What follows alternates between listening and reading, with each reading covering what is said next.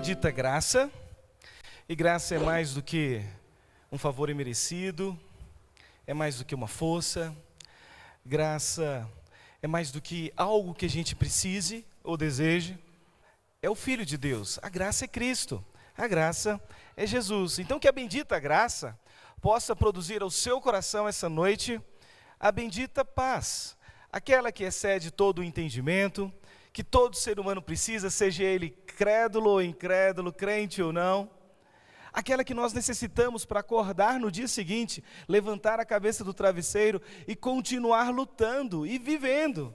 Essa paz nós necessitamos. Mas Paulo colocou na ordem certa. O apóstolo Paulo disse que primeiro vem a graça, que é Cristo.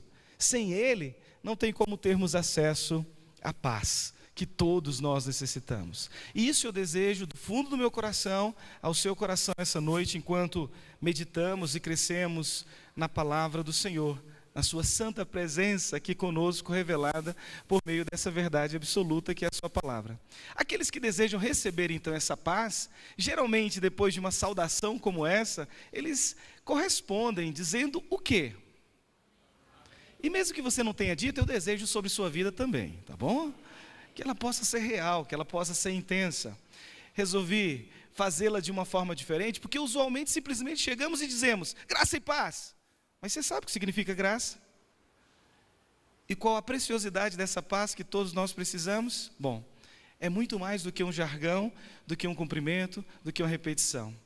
Ela tem realmente algo muito especial para nós, a Bíblia nos ensinou e precisamos usá-la corretamente. Então, desejo do fundo do meu coração que nessa noite, enquanto meditamos na palavra, possamos ser preenchidos abundantemente dessa paz. Queridos, quero convidá-los para juntos abrirmos as nossas Bíblias, aproveitando o tempo que temos, Evangelho de Lucas, capítulo 24. Enquanto você procura esse texto, deixo já a minha gratidão expressa ao conselho dessa igreja, na pessoa do reverendo Henrique, que nos convidou para estar aqui, junto com a juventude da igreja, especificamente os nossos adolescentes. Tem sido um prazer e me sinto lisonjeado realmente poder compartilhar verdades que fazem bem ao meu coração, porque vem do alto para a minha vida e gostaria muito também, desejo também que faça ao coração dos nossos adolescentes. Estamos há 6 anos trabalhando, 5 anos diretamente, trabalhando com os nossos adolescentes em nosso país. Somos muito mais do que 40 mil adolescentes espalhados aí em todos os 27 estados da nossa Federação Brasileira. Temos grandes desafios, mas nessa noite venho como portador de boas notícias, porque esse trabalho tem explodido, crescido. Por isso, faço um pedido. Se hoje desejássemos fazer um encontro nacional com milhares de adolescentes, seria possível, porque eles atenderiam o convite. Mas eu não posso ser irresponsável ao ponto de colocá-los, mais de 10 mil adolescentes numa localidade, se nós não temos ali 1000 líderes preparados e treinados para trabalhar com adolescentes. O nosso desafio atualmente na IPB tem sido isso, levantar liderança que participe do processo de discipulado, de amadurecimento dessa nova geração, para que eles continuem dando exemplo, testemunhando e servindo a Deus na próxima fase da vida, onde eles precisarão dar respostas a essa sociedade, respostas às famílias, respostas à igreja, da sua fé e do seu amor por Cristo, onde eles vivem. Então precisamos de líderes que caminhem conosco, líderes treinados, líderes que desejem abençoar a vida desses adolescentes. Inclusive, temos começado uma nova etapa, uma etapa de treinamento nacional, que será feita de forma estadual pelo país, de líderes formados pela IPB para trabalhar com adolescentes. Se você ainda não descobriu o seu ministério a respeito da própria igreja do Senhor Jesus Cristo, seja bem-vindo, vem participar conosco. Tem uma geração aí ávida, sedenta por quem os discipule. O que preciso é muito simples do que é necessário, só precisa ter tempo, disposição e força. Tempo para ficar 24 horas com eles, de manhã, de tarde, de noite, de madrugada, nos eventos. Força, porque é necessário, às vezes, carregá-los de um lado para o outro. Eles precisam de apoio nessa área. E ajudá-los também, de uma forma logística, em muitos eventos. E, ao mesmo tempo, disposição no coração para crer que Deus os usa no tempo deles. Eles não são igreja do amanhã, eles são igreja do tempo presente. A gente nem sabe se eles vão chegar até o amanhã, mas a gente sabe que, pela autoridade do nome de Cristo, convertido agora, eles são bênção agora. Quantos nas Escrituras Sagradas são os adolescentes que nos deixaram esse testemunho? Davi não era um adulto quando enfrentou Golias, nem um adulto quando assumiu 2 milhões de pessoas como rei de Israel. Samuel também ainda não era um adulto quando assumiu todo o pastoreio de uma nação logo depois da morte de Eli. Tantos são os personagens no Antigo Testamento, como também no Novo. Não vou nem falar de Jesus Cristo com 12 anos, lá no templo, ensinando aos mestres de sua época. Precisamos ser bênção na nossa geração. E os adolescentes de hoje, como igreja de hoje, são bênção no tempo presente. Precisamos acreditar mais nisso e investir neles também através do processo de discipulado. Vem conosco, ore conosco. Se você não puder ser líder, ore a respeito desse desafio de levantarmos líderes em nosso país para trabalho com os nossos adolescentes. Agora vamos ler o texto de Lucas, capítulo 24, versículo 13 ao versículo de número 35. Páscoa é tempo de esperança, e essa esperança está em um nome que acabou de ser cantado. Um nome tão precioso que vai fazer recuperada a esperança em nosso coração. E esse nome é Jesus. Jesus é a nossa esperança. Então vamos ler esse texto e entender essa verdade enquanto meditamos na palavra poderosa do Senhor. Naquele mesmo dia, 2 deles estavam de caminho para uma aldeia chamada Emaús, distante de Jerusalém 60 estádios, e iam conversando a respeito de todas as coisas sucedidas. Aconteceu que, enquanto conversavam e discutiam, o próprio Jesus se aproximou e ia com eles. Seus olhos, porém, estavam como que impedidos de o reconhecer. Então lhes perguntou Jesus: que é isso que vos preocupa e de que ides tratando à medida que caminhais? E eles pararam entristecidos. Um, porém, chamado Cleopas, respondeu dizendo: és o único, porventura, que tendo estado em Jerusalém, ignoras as ocorrências desses últimos dias? Ele lhes perguntou: quais? E explicaram. O que aconteceu a Jesus, o Nazareno, que era varão profeta, poderoso em obras e palavras diante de Deus e de todo o povo, e como os principais sacerdotes e as nossas autoridades o entregaram para ser condenado à morte e o crucificaram. Ora, nós esperávamos que fosse ele quem haveria de redimir a Israel. Mas depois de tudo isso, é já este o 3º dia, desde que tais coisas sucederam.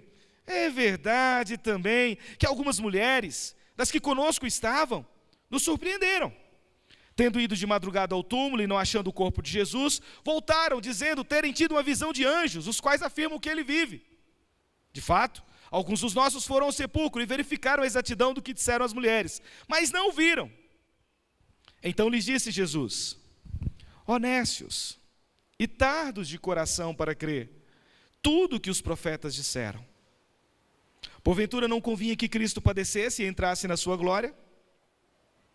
Começando por Moisés, discorrendo por todos os profetas, expunha-lhe o que a seu respeito constava em todas as Escrituras. Quando se aproximavam da aldeia para onde iam, fez ele menção de passar adiante. E repito, quando se aproximaram da aldeia para onde iam, fez ele menção de passar adiante. Mas eles o constrangeram, dizendo: fica conosco, porque é tarde, o dia já se declina. E entrou para ficar com eles. E aconteceu que, quando estavam à mesa, tomando ele o pão, abençoou, tendo partido, lhes deu. Então se lhe abriram os olhos e o reconheceram, mas ele desapareceu da presença deles. E disseram um ao outro: porventura não nos ardia o coração quando ele pelo caminho nos falava, quando nos expunha as Escrituras? Na mesma hora, levantando-se, voltaram para Jerusalém, onde acharam reunidos os 11 e outros com eles, os quais diziam: o Senhor ressuscitou e já apareceu a Simão. Então os 2 contaram o que lhes aconteceram no caminho e como foram por eles reconhecidos no partir do pão. Amém. Essa palavra bendita, poderosa, ela é tudo o que a gente precisa para a nossa vida, ela é esperança, ela anima, ela encoraja. E no nome de Jesus nós pedimos que essa palavra traga e faça renovada a esperança em seu coração, em meu coração, em nosso coração, essa noite. Queridos, é fato que, uma vez ganha a esperança por meio de Cristo Jesus, nada pode nos roubar. Cristo nos ensina isso, quando por meio de Paulo escreve aos Romanos: nada pode nos separar desse amor. Capítulo 8, nada pode nos separar desse amor. Mas em momentos da nossa caminhada existencial, mais cedo ou mais tarde, nós podemos enfrentar inimigos terríveis que podem abafar essa esperança, que podem fazer diminuída a intensidade dessa esperança no meu e no seu coração. Me permita lembrar alguns desses terríveis desafios, elementos ou inimigos que podem vir sobre a minha caminhada e sobre a sua caminhada. Alguns são bem conhecidos nossos. Por exemplo, a morte. Pode parecer tão natural quando os nossos pais vão primeiro. A gente até aceita, mesmo sendo doloroso e difícil de entender. Mas é muito complicado. Se você tem um filho pequeno como eu, de 1 ano de idade, ou semelhante às crianças que aqui estavam cantando essa noite, de repente amanhã eu volto para a minha cidade, Palmas, e recebo a notícia de que ele já não está mais entre nós. Ele morreu. Você pode ser um crente de 20 anos, 30 anos de igreja, alguém que está caminhando com Deus há muito tempo. Seu coração vai questionar. A dor virá. E quando não compreendido, no primeiro momento, aquela relação, nós nos esfriamos em nossa esperança e expectativa. Dói. Poucos são aqueles que, como Jó, poderiam dizer no primeiro momento, porque era homem íntegro, justo e temente a Deus. Deus deu, Deus tirou, Deus tomou, bendito seja o nome do Senhor. Na minha pequena fé, eu tenho dificuldade de acreditar que eu seria capaz de dizer isso amanhã, se ouvisse essa notícia. É difícil enfrentar esse inimigo chamado morte. E mais cedo ou mais tarde, por mais que você não tenha medo dele, ele pode nos ferir de alguma forma. A gente pode se tornar corajoso e ousado quanto a enfrentá-lo, mas ele ainda pode nos feri-lo. Pode te ferir e me ferir também, em determinados momentos da nossa caminhada vivencial. Um outro terrível inimigo é a perda. Estamos vivendo um momento, quem sabe até de expectativa, de esperança agora quanto à situação política, econômica, financeira do nosso país. Mas já imaginou você voltar amanhã para o seu emprego e ouvir a seguinte expressão: está demitido. É uma perda terrível. Em momentos de crise, ninguém quer ouvir essa expressão. Ou então você descobre a próxima semana que vai ter que declarar falência em relação à sua empresa, ao seu negócio. São momentos difíceis, a perda faz isso conosco também. E eu fico imaginando os personagens da Bíblia que viveram intensamente essas relações de morte e de perda. Lembra de Elias? Em um dia, audaciosamente ele enfrenta 400 profetas contrários, os derrota, os vence, e o nome do Senhor é exaltado. Semana seguinte ele está numa caverna, escondido, pedindo a Deus a morte, com depressão, com angústia. Sua esperança havia sido enfraquecida. Ele precisa de algo que ele mesmo não sabe enxergar. Ele precisa ver recuperada essa esperança. É um homem semelhante a nós, um grande profeta de Deus, que num determinado momento é ousado e no outro determinado momento está enfraquecido pela falta da intensidade dessa esperança em seu coração. Não venha me dizer que mais cedo ou mais tarde, você e eu não vamos enfrentar momentos assim na nossa caminhada cristã, porque a Bíblia está repleta de exemplos assim. E não é à toa. Isso revela a nossa fragilidade, a nossa dependência nessa esperança, a nossa necessidade dessa esperança. Além da morte, da perda, me permita lembrar mais um, a dor. Essa possivelmente nenhum de nós escapa, como as outras duas também é difícil escapar. Você ama alguém e de repente você vê ele acometido por uma enfermidade do qual a ciência te responde: não temos mais solução. O que poderíamos fazer, já fizemos.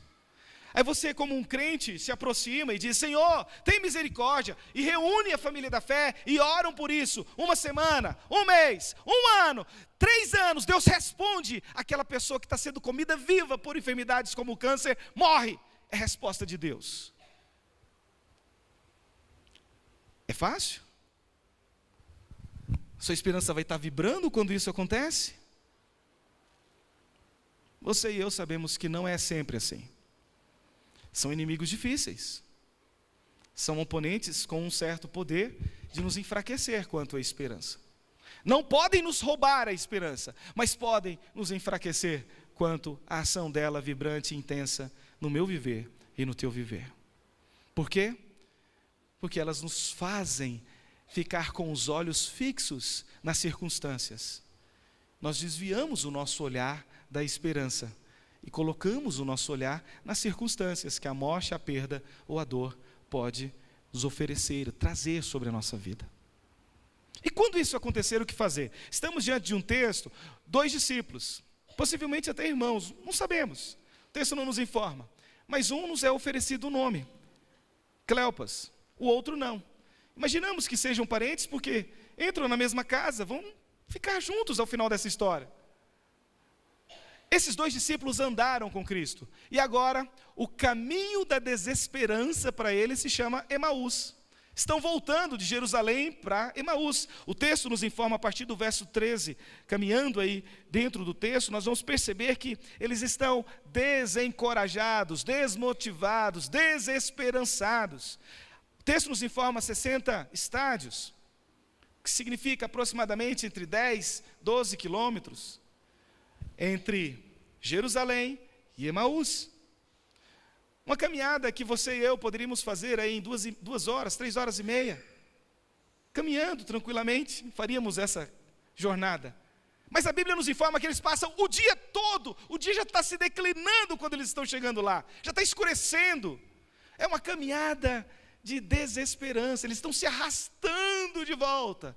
É uma caminhada de desobediência também, porque o próprio Senhor, a esperança deles, disse, ficar em Jerusalém, tem uma promessa para se cumprir, eles não vão ficar em Jerusalém.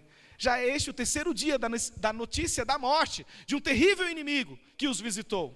Eles colocaram muita expectativa em Cristo, porque durante 3 anos caminharam com Cristo, não eram do grupo dos apóstolos, mas quem sabe do grupo dos 120, que sempre estavam ali perseguindo Cristo, nas estradas, no mar da Galileia, dentro das cidades, eles sempre estavam com Cristo. Eles ouviram palavras de autoridade jamais dita por qualquer outro homem nessa terra, palavras de sabedoria, viram sinais extraordinários, curas, milagres, acontecimentos que os nossos olhos não veem todo dia, eles viram. Por isso, tamanha expectativa de esperança. Ele, Jesus, é o nosso Salvador, mas uma expectativa de salvação humana. Quantos em Israel desejavam se ver livre do domínio do Império Romano? Um império que colocava jugo pesado de impostos sobre eles. Quem sabe eles agora olhassem para Jesus e dissessem assim, agora vai dar certo. Nós vamos levantar o nosso exército em Israel, e nós vamos contra o Império Romano, a maior nação existente nesse mundo, dominante sobre o mundo daquela época. Agora tudo dá certo, porque se a gente for para frente de batalha, mesmo com um pequeno exército, enfrentarmos o exército romano, se eles nos ferirem de morte, Jesus Cristo ora, a gente ressuscita e continua batalhando. E se precisar batalhar por muito tempo, não tem problema. Se a fome vier e estivermos longe, Ele ora, multiplica a comida, a gente come e continua batalhando. Dá certo, com Ele vai dar certo. Você pode entender quanta expectativa aqueles discípulos tinham em Jesus? Mas agora já era o 3º dia, desde que a notícia de que ele estava no túmulo havia os consumido com desesperança. Jesus Cristo haviam avisado que ele voltaria, ressurgiria, mas como? É difícil entender quando somos afetados pela morte daqueles que amamos. Cristo está com eles. E a primeira lição que aprendemos nesse texto, para fazer recuperar a esperança no nosso coração, é justamente essa. Quando estamos desesperançados, não somos nós que vamos até Ele. Nós não temos força, nem visão correta, nem habilidade para lidar com isso. É sempre Ele que vem ao nosso encontro. É sempre Ele que faz recuperar a esperança no nosso coração. Entenda isso, porque hoje é muito fácil você ligar a televisão, ou mesmo os canais, as redes sociais, você vai ouvir muita pregação contrária do que eu vou falar agora. Uma teologia que nós temos reprovado por não ser bíblica, da confissão positiva, onde faz o indivíduo acreditar nele mesmo, como fonte de toda força, justiça, saída, solução. Olhamos para as Escrituras e não enxergamos isso. Pelo contrário, depois de uma caminhada de 3 anos, eles estão voltando para Emaús e não conseguem perceber Jesus do lado deles, caminhando com eles. Mas como? Eles viram Cristo. Eu sou ruim de guardar nomes e números, mas uma vez visto as fisionomias, possivelmente quando a próxima vez que nós nos encontrarmos, eu vou dizer, eu te conheço. Posso não lembrar de todos os detalhes, mas eu sei quem você é. Como é que eles não conseguem? Verso 16, os seus olhos, porém, estavam como que impedidos de o reconhecer. Mas alguns entre nós poderiam até evocar a teologia nesse momento e dizer assim, Cristo estava com o corpo ressurreto, glorificado, transformado, mas foi com esse mesmo corpo que ele chega para Tomé e diz, toca aqui nas feridas, as marcas estão aqui. Por que eles não conseguiam perceber Jesus? Ver Jesus, porque quando estamos desesperançados, os nossos olhos ficam fitos nas circunstâncias, e não onde eles deveriam estar, no autor e consumador da nossa, você vai dizer fé, e eu vou dizer esperança. É nele que deveria estar. Ele vem ao nosso encontro por saber que muitas vezes o nosso olhar se desvia. E aí, ele vai fazer algo extraordinário. Ele vai mudar os fatos dessa história na nossa vida. Como é que ele faz isso? O texto nos informa como ele fez na vida daqueles dois discípulos. À medida que caminha com eles, naquele caminho de desesperança, ele vai usar perguntas intrigantes, misteriosas, tão profundas como essas. Por que vocês estão tristes? Tão simples a pergunta. Por que vocês estão tristes? Quando li o texto e mudei a entonação na resposta de Cleopas, foi porque, nesse ponto, nós precisamos aprender uma lição importante. Eles estão com a visão errada. Ele precisa mudar a visão dos fatos. Ele precisa redirecionar a visão. E o Senhor onisciente, conhecedor de todas as coisas, sabe o motivo do porquê eles estão tristes. Ele sabe todas as coisas. E eu não sei se essa pergunta te intriga, mas Jesus, sabendo de todas as coisas, chega para eles e pergunta, por que vocês estão tristes? É claro que ele sabe, mas ele está provocando uma oportunidade daquilo que chamaríamos hoje na psicologia moderna de um aconselhamento noutético. Mas isso é nosso, não é daquele tempo. O aconselhamento noutético é aquele onde você oferece perguntas para que você tenha tempo de colocar o que está aqui dentro para fora e através de uma instrução voltada para as Escrituras, lhes é oferecido uma resposta, uma solução. É isso que está acontecendo aqui. No primeiro momento, ele provoca com perguntas intrigantes, misteriosas e pontuais. Vai direto na ferida. Por que vocês estão tristes? Desanimados, cabisbaixos, desesperançados. E olha como Cleopas responde. Ora, és o único que não sabe o que aconteceu esse final de semana? Ele está indignado, ele está triste, ele está amargurado. Nas nossas doenças modernas, poderíamos até dizer que ele estava depressivo, cabisbaixo, voltando para casa, sem saber o que fazer. Ele volta para o ambiente seguro, o lar, para casa. Era a solução para a vida dele? Não era. Nós sabemos que não era. Então, o Senhor de toda a esperança vai dizer como Ele faz recuperar a visão dessa esperança em nosso coração. Ele sempre usa, em segundo lugar, essa é uma segunda e preciosa lição, depois de vir ao nosso encontro, Ele sempre usa a palavra de esperança. O texto diz que Ele vai começar por Moisés. Sabe o que significa? Gênesis, Êxodo, Levítico, Número, Deuteronômio, os 5 primeiros livros da Bíblia, o Pentateuco, o que Moisés escreveu. Ele vai começar por Moisés, depois o texto nos informa que ele vai passar pelos profetas maiores, menores, a Torá do Antigo Testamento, única porção da Bíblia existente até aquele momento. Ele vai passar em toda a Escritura, vai transcorrer, caminhar com eles, utilizando a palavra de esperança para fazer recuperada a esperança no coração deles. Deixe-me mostrar, por meio de uma ilustração, como muitas vezes nós não conseguimos enxergar, como Cleopas e o irmão, talvez, irmão, não conseguiu enxergar, mas discípulo, com certeza, de Cristo, não conseguiu enxergar. É mais ou menos segundo aquela fictícia parábola. Um discípulo andando à beira do mar, com Jesus. Então aquele discípulo faz a seguinte indagação para o mestre: mestre, o senhor disse que estaria conosco todos os dias. Jesus Cristo responde: sim, estou todos os dias. Então o discípulo olha para trás novamente, fica encabulado e volta mais uma vez a perguntar para Cristo: mas Senhor, quando eu olho para trás, em alguns momentos da nossa caminhada, eu vejo apenas um par de pegadas, e o Senhor disse que estaria conosco todos os dias. Então Cristo responde: sim, eram as minhas, quando eu te carregava no colo e você não podia perceber. Cristo disse certa vez para todos os seus filhos e filhas, Mateus 28, 20, eis que estou convosco todos os dias, até a consumação dos séculos. Mas vai existir momentos da nossa caminhada em que a gente não vai conseguir enxergar como esses dois discípulos aqui. Ele está lá, mas eu não estou percebendo. O que fazer quando isso acontece? Eu preciso mudar a visão dos fatos. Como é que eu vou perceber isso? Me permita contar então outra ilustração, mas essa vivencial, pessoal. No ano de 2005, eu fui convidado por uma querida igreja do nosso interior do estado do Tocantins, na cidade de Araguaína.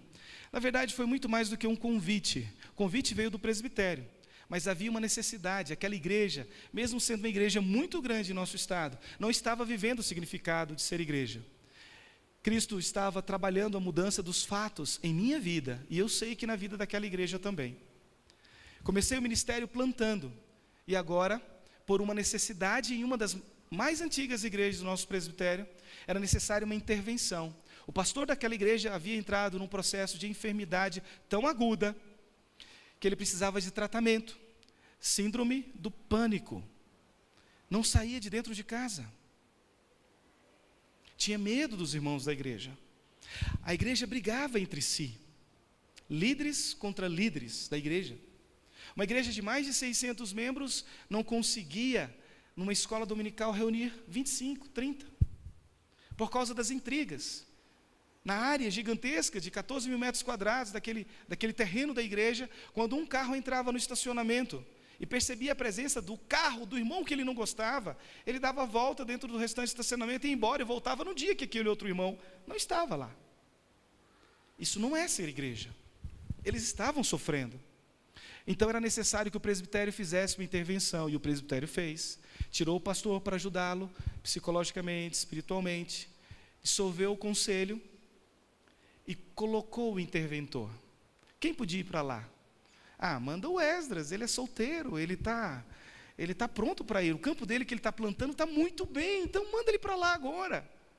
Sabe que eu confesso que eu vibrei no primeiro momento, durante aquela reunião do presbitério, eu falei, uau, será que agora? Olha aí, uma igreja grande, um potencial de ver o ministério explodindo, crescendo. No meu coração pecador, eu pensei essas coisas. Não sabia eu que Deus também queria trabalhar em mim.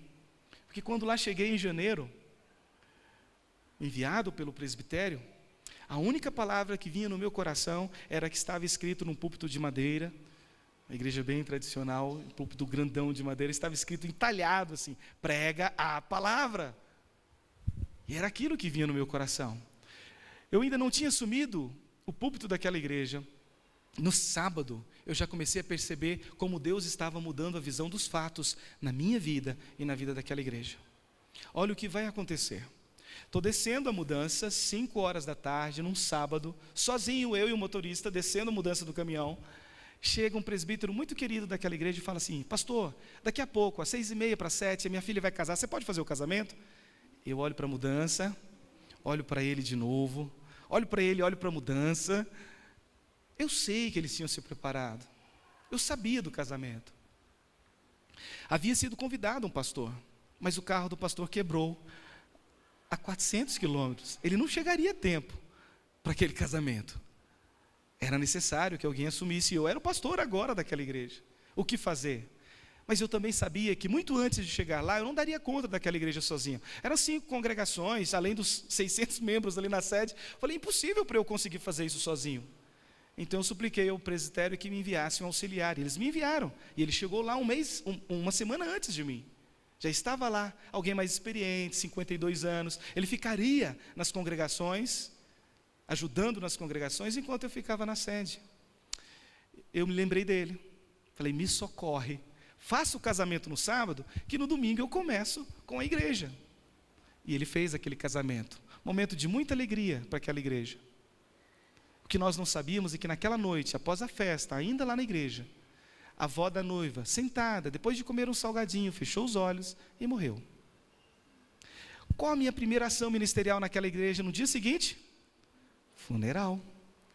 Tudo bem, pastor faz funeral, faz batizado, casamento, faz tantas outras coisas dentro da igreja. Eu não sou místico para acreditar, estamos começando com pés errado. Claro que não. Mas funeral, é claro que isso chama atenção. E eu fiquei imaginando aonde Deus quer nos levar com isso. O que eu não esperava é que aquele ano fossem 10 funerais naquela igreja, um por mês, todos no dia do Senhor. Não é coincidência. Nós não acreditamos em acaso. Nós acreditamos em Jesus, incidência. É Ele vindo ao nosso encontro. Só que eu demorei para perceber isso. Na verdade, no segundo mês de fevereiro, como um planejador, tentando mudar a situação da igreja, quebrar a falta de unidade, de comunhão, pensei, carnaval, vamos reunir todos lá na chácara da igreja, todas as congregações juntas, vamos lotar aquilo e vamos começar a falar sobre comunhão, sobre unidade, sobre arrependimento, sobre mudança de vida. Vamos começar. Planejei, conversei com o pastor auxiliar, reunimos todas as congregações. Que celebração naquela sexta-feira, lotado a chácara da igreja. Eu pensei, agora vai! Agora muda a história dessa igreja. Sábado de manhã, o pastor auxiliar pregou e eu vibrando com aquilo. Meio-dia, um querido diácono nosso chega para mim e fala assim, pastor, eu vou 2 chácaras ali na minha chácara, vou lá roçar a frente dela e já eu volto. Ele não voltou. 46 anos, um homem do campo, acostumado com a lida do campo. Foi picado pela primeira vez por abelha. Próximo a jugular, foi suficiente para ele ficar a 50 metros da roçadeira. Ele não conseguiu sair de lá para pedir ajuda. Ele morreu. Causa morte, picada de abelha. Uma única abelha. Não são coincidências. Não foram nenhuma delas. Deus preparou a dedo aqueles que já estavam fora das intrigas para estar com Ele naquele ano. Confesso que nesse eu chorei, porque foi um diácono que me recebeu com muito carinho. O primeiro eu não conhecia direito, mas o segundo me deu alimentação quase o mês inteiro na casa dele. E eu não entendia o que o Senhor estava fazendo, eu já estava bravo com ele. Porque sabe, depois de 6, 7 mortes, o presbitério começa a te dar apelido. Eu era o pastor coveiro. Os irmãos da igreja começam a ficar com medo de você. Primeiro eu fui como interventor. Agora, quando alguém ficava doente, nenhuma menina da SAF, as meninas queridas da SAF, quando ficavam doentes, todas se calavam, ninguém ousava, ora por mim, pastor. Você sabe o que é ficar 8 meses em uma igreja em que ninguém te pede para orar? E você é o pastor da igreja? Eu comecei a ficar bravo com Deus. Aquela minha alegria inicial se transformou em tristeza, em desesperança. O Senhor me trouxe para cá, vai acabar com o meu ministério. Por que eu estudei 4 anos no seminário? Olha o que está acontecendo. A igreja com medo, o povo morrendo. Eu estava bravo com Deus. E toda vez que você tentar brigar com Deus, vou te contar um segredo que não é meu, já está nas escrituras. Você vai perder, vai sair machucado. Lembra de Jacó? O que você pode ganhar, quem sabe, é uma recuperação bendita dessa esperança. Mas a sua briga já é derrotada, já é uma briga vencida. Você não pode contra o Senhor, a gente não pode. Mas eu tentei, ousei brigar com Deus, achando que o que Ele estava fazendo errado e as pessoas estavam morrendo. Na verdade, eu só entendi, não se preocupe, porque eu não vou contar as 10 mortes. Eu só entendi essa mudança, a ficha só caiu para mim, eu só percebi o que o Senhor estava fazendo na 8ª morte. Aí os meus olhos abriram e eu percebi que Ele estava o tempo todo do nosso lado. Por que a 8ª morte? Porque abriu os meus olhos? Não sei. Mas alguma coisa muito especial naquilo despertou a verdade diante dos meus olhos. E eu percebi que o problema não era eu. E aquela lição não era só para mim. Era para a igreja toda do Senhor. E eu preocupado com o meu ministério. A oitava morte foi algo também assim. Uma vez por mês nós levávamos por uma querida fundadora daquela igreja, ainda viva, com 87 anos, nós levávamos até a casa dela a ceia do Senhor. Ela não vinha mais à igreja. Por quê? Com o tempo, ela contraiu uma enfermidade que envergou demais a sua coluna. Ela não aguentava ficar muito mais do que 20, 30 minutos sentada numa cadeira. Então ela só ficava deitada na cama. Seu marido já tinha partido, seus 2 filhos já tinham partido, ela era cuidada pelos seus sobrinhos. Então uma vez por mês, eu ia assim, bonitinho, com essa roupa de ver Deus, só falta a gravata. Era o único dia que ela recebia a visita da igreja, a igreja ia até ela. Então a gente partilhava daqueles momentos agradáveis de comunhão, de conversação, de crescimento na palavra. Confesso que daquele período que ali fiquei, foram os momentos mais inacreditáveis de relação com Deus e com a família de Deus, que eu pude curtir, experimentar ali naquele momento. Eram momentos muito agradáveis e eu torcia por essas quintas-feiras, todas as vezes que elas chegavam.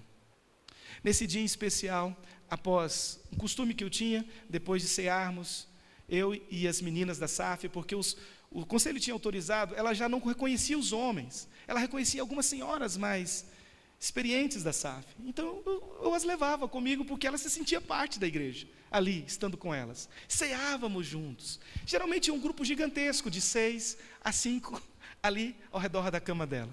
Eram momentos muito agradáveis.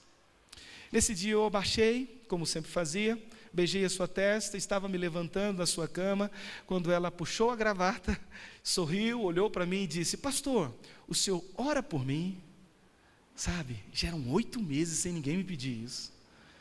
Meu coração estava feliz ao ouvir aquela notícia. Eu gostava daquele ambiente e agora ela diz: pastor, ora por mim. Sem titubear, eu perguntei: claro, minha irmã, qual o motivo de oração? Ela sorriu novamente e me disse: o senhor ora para eu morrer? Eu sei, vocês estão rindo, mas eu chorei demais aquele ano. Imagine agora, se eu orar, acabou meu ministério. As meninas da SAF estão assistindo. Ninguém mais vai se aproximar, vai querer orar comigo. Eu não tinha entendido essa parte ainda da teologia. A gente ora por vida, força, poder, restauração, transformação, mas por morte? Eu nunca tinha pensado especificamente a respeito disso. Saí daquele quarto, fui para a sala brigar com Deus. Para perder, mas fui brigar. Senhor, o que está acontecendo? No meu coração veio o seguinte sentimento: volta e pergunta, por que você deve orar? E eu voltei. Olha a minha incredulidade. Chego para ela e digo: estão lhe maltratando?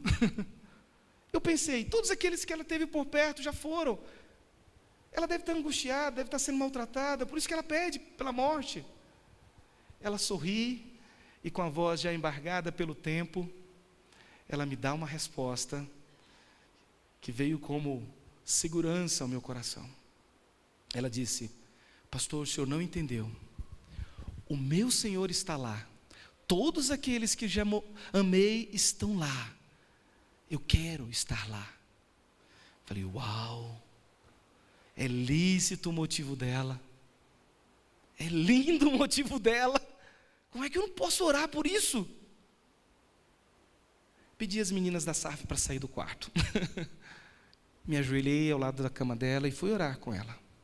Uma oração tão pequenininha. Qualquer um de nós aqui poderia fazer essa oração. Senhor, eu concordo com o pedido dela e sei que, se for da tua vontade, o Senhor pode atender. Então, em nome de Jesus, nos ouve. Amém. Eu abri os olhos. Ela estava viva. Vocês queriam que ela estivesse morta, né, Leandro? Mas era uma quinta-feira, lembra? Naquela semana ainda, no sábado à noite, um querido diácono da igreja Aquele ano morreram 4, mas tínhamos muitos, sabe? Muitos diáconos. Fiquem tranquilos, diáconos. Tínhamos uns 27 diáconos lá, então estava bom, estava na média ainda. Aquele querido diácono me liga e fala: pastor, o senhor lembra da nossa irmã fulano de tal? Sim, meu pastor, pode preparar a igreja, nós vamos para lá. Aquela senhorinha levou mais de 800 pessoas ao templo no dia da sua morte. Os meus olhos abriram quando eu vi aqueles que estavam intrigados, abraçados, arrependidos, chorando ao lado daquele caixão. Eu entendi o que Deus estava fazendo por aquela igreja. A unidade estava sendo estabelecida, não era planejamento meu, não era um simples projeto estabelecido pelo conselho, pelo pastor. Deus estava além disso. Ele estava mudando a visão dos fatos, usando a morte, coisa que eu e você não gostamos.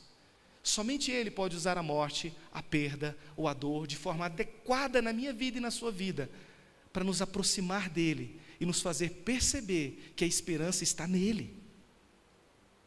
E por amor a você, mais cedo ou mais tarde, Ele pode usar, mesmo que eu não queira. Deixe-me te lembrar, você não vai ouvir isso em todos os lugares não, porque muitos aí vão dizer que isso é horrendo, isso não vem de Deus, isso é contrário.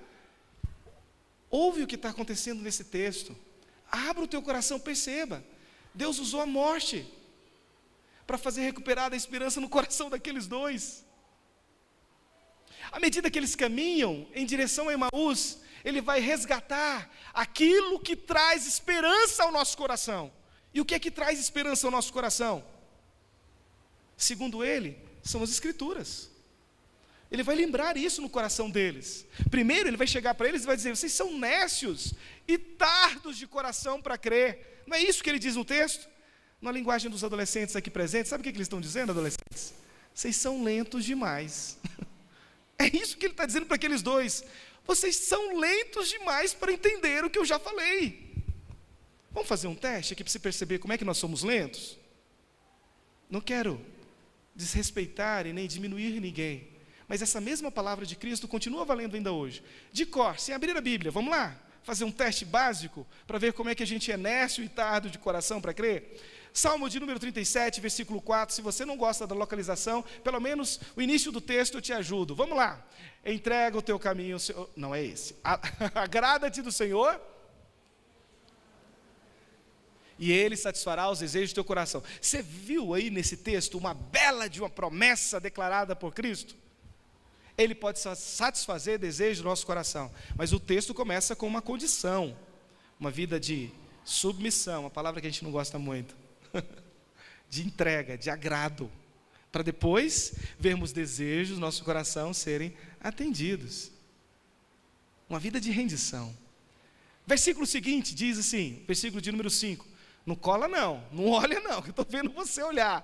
Vamos lá, o texto continua dizendo assim, agora sim, entrega o teu caminho ao Senhor, confia nele, e o mais Ele fará, tudo o Senhor pode fazer. Que bela palavra de esperança. Tudo, possível e impossível, Ele pode fazer, pelo seu filho e por sua filha. Mas esse texto começa com uma condição também. Entrega, rendição, tudo é dele, para ele, sonhos, vontade, querer, tudo para ele. Depois, o tudo pode ser feito também por nós. Você sabia que nesse texto são 44 versos, o Salmo de número 37. Até o verso de número 22, nós temos mais outras 10 belas promessas de esperança para a minha vida e sua vida. Você conseguiria lembrar de cor? Mais uma? 2? 5? Deixe-me lhe dizer, se você não consegue lembrar essas outras 10. Nécios, tardos de coração para crer, porque não tem que estar aqui, tem que estar aqui. Quando eu enfrentar esses inimigos, ela precisa estar aqui. Se ela não estiver aqui, essa palavra de esperança, eu vou ser ferido pela desesperança. Como eu aprendi isso? Bom, com uma senhorinha de 51 anos de idade, viúva, muito querida. Antes de eu ter filhos, depois de casado com Rebeca, Nós sonhávamos muito em ter filhos e há 3 anos tentávamos e pelos métodos naturais não vinham. Então, como homem, eu fiquei pensando na minha fragilidade, né? O problema é meu. Tenho que fazer alguma coisa, vou fazer alguns exames, quem sabe isso melhora na minha história, na minha vida. Planejei, enquanto pensava e meu coração se inquietava com isso, de repente, conversei com a minha esposa e disse assim, final do ano, era mês de outubro agora, final do ano, dezembro, a gente vai sair de férias, lá na casa dos seus pais, uma cidade de 2,5 milhões de habitantes, lá ninguém vai saber, eu faço os exames, na minha pequena incredulidade e fé. E aí eu descansei, porque eu esperava aquele tempo chegar. Enquanto esperava, essa senhorinha falou para mim, chegou, membro da minha igreja, e disse, pastor, eu vou ser babá dos seus filhos, mas até que eles cheguem, eu vou trabalhar na sua casa, eu sei que vocês estão precisando. Ela sabia da nossa necessidade. Minha esposa médica tinha uma agenda muito intensa, e eu tinha começado na Secretaria Nacional dos Adolescentes, viajando bastante, atendendo os nossos adolescentes. Precisávamos de alguém em casa que nos acudisse nas coisas elementares, básicas e essenciais. Lavar, passar, cozinhar, e Deus nos deu um presente, ela, crente, acostumada a fazer isso a vida toda, chegava em casa às 7h30, meio-dia já estava tudo lavado, passado e cozinhado, tudo pronto, eu achava aquilo incrível, que bênção, eu celebrava a presença dela conosco, e de repente, enquanto aguardávamos o nascimento, veio a notícia, antes de eu fazer exames, em dezembro mesmo, veio a notícia, Ana Débora está a caminho, minha primeira filha iria chegar.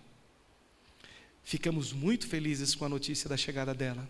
E os 9 meses estavam transcorrendo, quando de repente, lá pelo 7º mês, minha esposa, com os olhos clínicos, percebe, tem alguma coisa errada com a Dona Ielda, a gente precisa conversar com ela.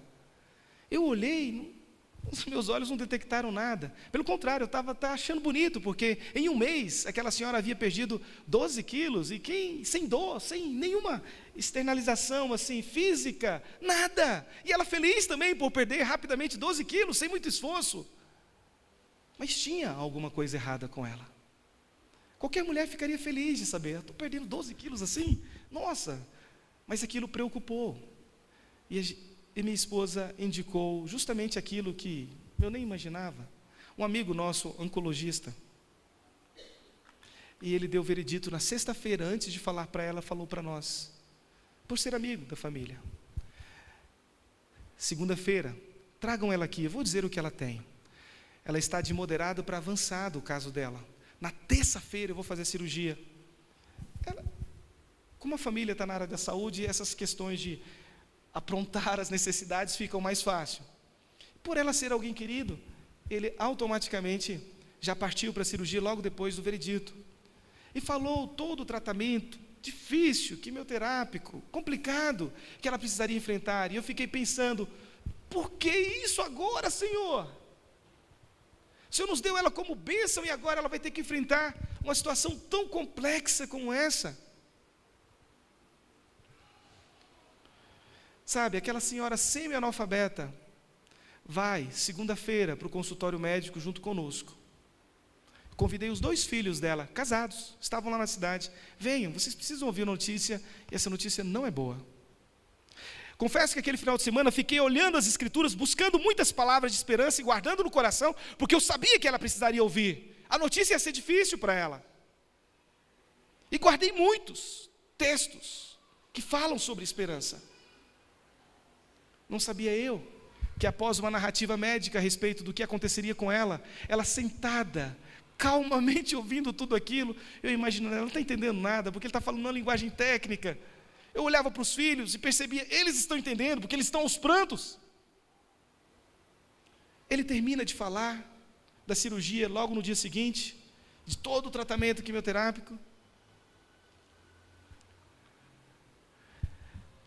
Ela se levanta e diz, doutor, eu posso ir?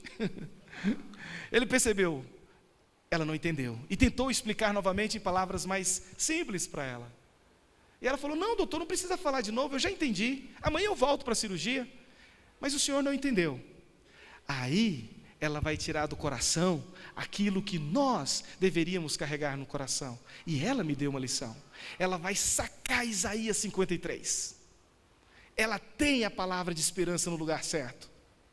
Não estava aqui, estava aqui. E ela vai dizer, o meu Senhor carregou por mim todas as minhas enfermidades. Se eu tiver que morrer, morro para a glória dele. Se eu tiver que viver, ninguém que se aproximar de mim vai deixar de saber do que ele é capaz de fazer. Falei, calei. Ela estava cheia de esperança. Acabou de ouvir a notícia e está cheia de esperança. Bom, eu entendi porque que Deus me fez guardar aqueles montes de textos sobre esperança. Era para os filhos, não era para ela.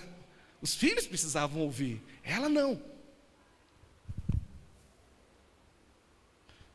O que está acontecendo nesse texto é algo muito semelhante. Cristo está enfocando, trazendo à luz, mostrando que a verdadeira esperança sempre esteve no lugar onde nós muitas vezes não valorizamos, no poder da sua palavra que nos já foi oferecida. Sempre esteve lá. Ela é viva, ela é perfeita, ela é eficaz, ela restaura a alma. Ela sempre foi isso. Ela é Deus entre nós. É a própria voz do Senhor entre nós. É a voz do Senhor para nós. Preciosa e última lição para guardarmos no coração essa noite. Eu sei que o tempo já se delonga, mas me permitam trazer com vocês o final dessa história do caminho de Emaús. Desse caminho de desesperança que vai se transformar num caminho de esperança ao final dessa história. A última e preciosa lição que vamos aprender é a seguinte. A primeira, é sempre o Senhor quem vem ao nosso encontro, fazendo recuperar a esperança, mudando a visão dos fatos. A segunda, Ele sempre faz isso, usando a sua palavra, a única que pode produzir esperança no meu e no teu coração. Não são simplesmente sonhos, visões ou qualquer outro elemento sobrenatural, porque a gente já recebeu aquilo que é vivo, perfeito e agradável. É a sua palavra. É ela que faz ser recuperada. E Ele nos mostra como fez isso no coração daqueles dois. Você lembra quando um falou para o outro, teu coração não ardia? Quando ele falava pelo caminho, recuperando a esperança por meio das narrativas bíblicas, passando por Moisés, pelos profetas maiores e menores, teu coração não ardia? Eu sei que alguns corações aqui presentes essa noite, pela ação do Espírito de Deus, estão ardendo. Estão dizendo, é isso. Isso é para mim. E a única hora em que o crente presbiteriano pode tomar posse é essa. É da palavra. Então toma. É para você. É para nós. A última expressão de lição para nós é encontrada nesses versos de número 28. Quero convidar para juntos lermos esse último verso. Verso de número 28.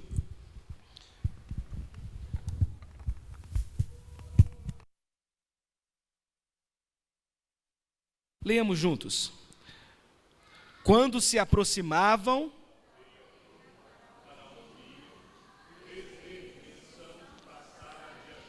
mais uma vez, vamos ler juntos. Quando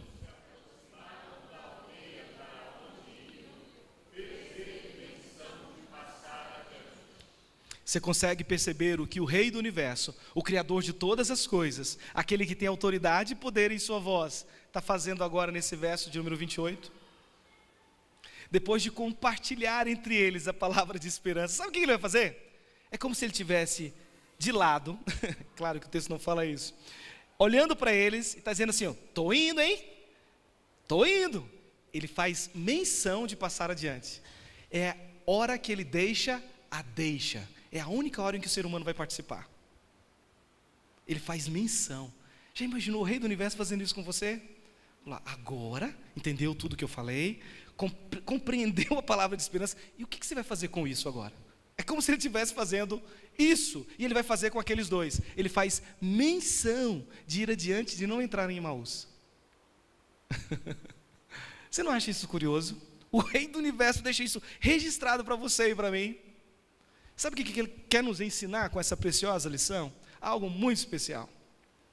A recuperação da esperança se dá numa caminhada de intimidade com o Senhor. Como é que a gente vai perceber essa intimidade? Na resposta daqueles dois discípulos.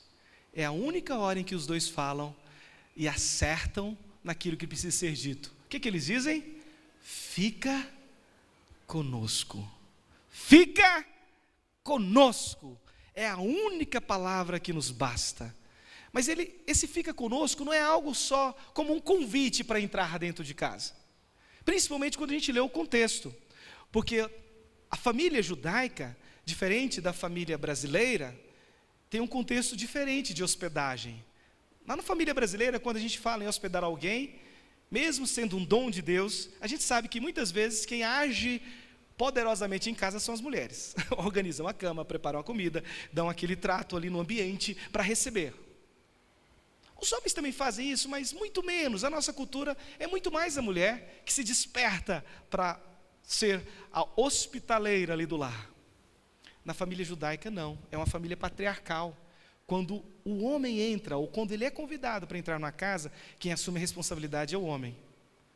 É ele quem prepara, é ele quem divide, é ele quem serve. Não é a mulher. É outro modelo. É outra cultura. Quem é que vai entrar naquela casa e vai assumir a liderança daquela casa? Que vai orar, vai partir o pão e vai distribuir? É Cleopas? É o seu irmão? É qualquer um outro daquela casa? Não. O dono daquela casa foi convidado para ficar com eles.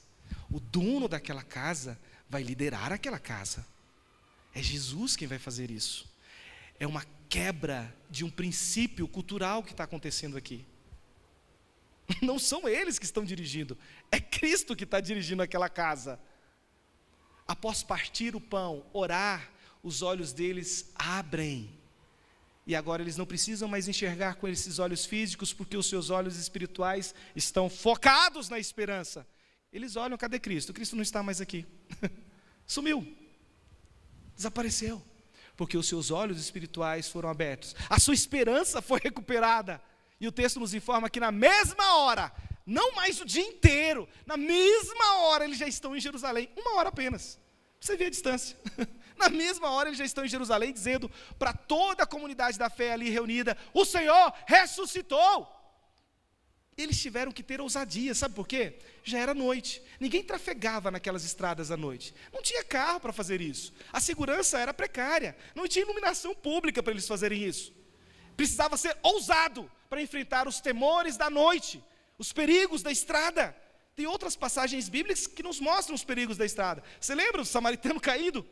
Ele foi ferido de morte. Quer dizer, o samaritano vai ao encontro daquele caído, ferido de morte, e vai o ajudar. Haveria esse perigo também, mas aqueles 2 discípulos se tornam ousados, e a esperança faz isso conosco. Ela nos faz ousados no Senhor, para contar o que Ele é, e o que Ele é capaz de fazer. Aqueles 2 se levantam na ousadia do Senhor, porque tiveram intimidade com o Senhor, convidaram o Senhor para permanecer com eles. Não é um convite para ser alguém que nos oferece presentes num momento ou de outro. É alguém que tem domínio, controle da minha história, dos meus desejos, da minha vida, dos meus sonhos, dirige tudo. E agora eles ousadamente se levantam e vão testemunhar do que Deus é e do que Deus é capaz de fazer. Meu desejo para a 4ª igreja presbiteriana de Taguatinga é que mesmo que você tenha sido ferido na caminhada vivencial, a esperança do Senhor nessa noite, revelada em Cristo Jesus, te faça ousado em se levantar ainda agora, quem sabe até amanhã, depois de levantar a cabeça do travesseiro, e ousadamente sair lá onde Deus te levar, na universidade, no seu trabalho, na repartição pública, onde Deus já tem te colocado, na sua vizinhança, e ousadamente abrir a boca e dizer quem Deus é, e do que Ele é capaz de fazer. É para isso que nos reunimos também essa noite, porque fomos tocados pela esperança dEle, saímos daqui movidos para servi-lo em esperança. Não é esse o tema que está também no seu boletim? Aqui entramos para adorar, mas ao sair, a gente sai para servir com aquilo que a gente recebe. E se você recebeu dessa esperança revelada em Cristo Jesus, quero te convidar para ter essa ousadia que só o Espírito do Senhor pode te dar, para, por meio da palavra dEle, dizer quem Ele é e o que Ele pode fazer. Quantos aqui, concordando com essa verdade, podem dizer audaciosamente amém? Amém. Mesmo que você não tenha dito, eu também continuo desejando isso para a sua vida, tá bom? Que se não for agora, tem o tempo do Senhor, vai ser depois. Eu creio nisso. Mas já que esse é o nosso tempo, é o tempo daqueles que também acreditam e receberam isso do Senhor essa noite, é com vocês que eu quero orar nesse momento. Quero orar clamando de Deus, que Ele nos dê essa alegria do Espírito, para nos levantarmos também audaciosamente no seu nome, percebermos que espiritualmente Ele sempre esteve conosco, fitarmos os nossos olhos espirituais em quem Ele é e no que Ele pode fazer. É isso que a gente precisa crer, quem Ele é e o que Ele pode fazer. Primeiro quem Ele é, depois o que Ele pode fazer. Eles perceberam isso, quem era Jesus, viram o que Ele pode fazer, venceu a morte, não permaneceu no túmulo, voltaram para anunciar que Jesus Cristo pode fazer. Nossos inimigos um dia serão todos vencidos, enquanto aguardamos a derrota de cada um deles, inclusive do último e grande inimigo, chamado morte. A morte da morte já está decretada. Até lá, fica-nos uma promessa, um dia sentados, quem sabe aos pés dele, ele vindo com aquele lenço para enxugar do nosso rosto toda lágrima. Quem sabe lá a gente entenda o porquê precisamos enfrentar perdas, mesmo aquelas que a gente não consegue respostas aqui. Quem sabe lá, enquanto Ele enxuga as nossas lágrimas, a gente entenda o porquê da morte daquele querido, ou daquela querida pessoa. Quem sabe lá, a gente possa ter a bendita esperança plena e agora e abundante na nossa vida, diante de nós, para podermos nos alegrar nele, o Senhor da nossa esperança. Meu desejo é que você suplique por ela. Enquanto a vida, há esperança. Ela é Jesus. Enquanto a vida, há essa bendita esperança. Vou te convidar para orar, mas se você não puder fazer isso na postura que nós vamos convidá-lo a fazer, fique à vontade. Essa não é a melhor de todas as posturas, mas ela tem me ensinado algo.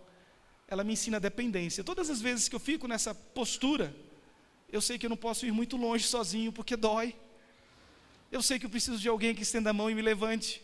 Ela me ensina submissão, me ensina dependência, ela me ensina a concentrar naquele que é o Senhor e me faz aprender como servo. É de joelhos. Mas se existe alguma coisa que te impeça de fazer isso, fica sentado. Submeta o teu coração, submeta a tua vontade, submeta o teu querer. Não é a postura que faz isso, mas é o quebrantamento que faz isso. A postura é apenas uma disciplina visual.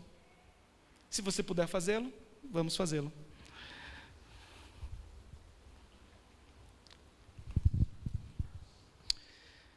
Senhor Deus Todo-Poderoso, nós nos curvamos, nos prostramos diante de Ti, curvamos o nosso coração, entendendo que somos e precisamos, ó Pai, somos criaturas Tuas, somos filhos Teus, e precisamos muito da esperança que o Senhor nos revela em Cristo Jesus. Nós queremos, em primeiro lugar, Te agradecer, porque o Senhor veio ao nosso encontro essa noite. É o Senhor que nos guia o olhar e nos faz perceber que nunca estamos sozinhos, porque o Senhor está sempre conosco. Muito obrigado, porque o Senhor vem diante das circunstâncias e muda a visão dos fatos. Muito obrigado, porque o Senhor faz isso pelo poder da Tua palavra, das santas Escrituras. Muito obrigado, porque o Senhor nos aproxima, não invade, mas bate, aguarda, espera.